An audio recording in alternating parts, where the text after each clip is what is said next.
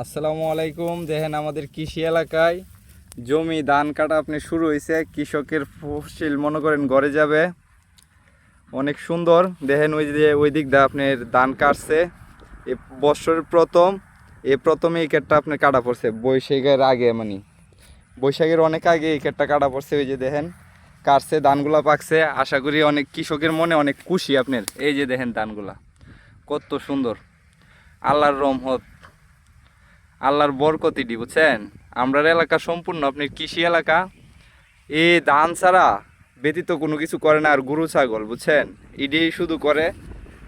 আর এটি যদি আল্লাহ দেয় গড়ে উঠলে মনে করেন কৃষক খুশি।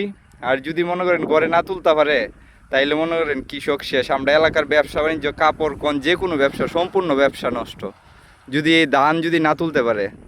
দেন জমিটা কাটছে আর বাকিটা কাটবো। ওই যে ধান উপরে তুললা তো হয়েছে আপনার অনেকটা জায়গা নিয়া। ওই যে দেখেন ওই যে ধানগুলা এখানে রাখছে কাটটা। এই যে অনেক খুশি হইলাম এই ক্ষেত কাটাটা দেখা। হ্যালো রে, আসসালামু আলাইকুম। দোয়া করবেন সবাই এরকমভাবে যেন সবাই ধানগুলা তুলতে পারে।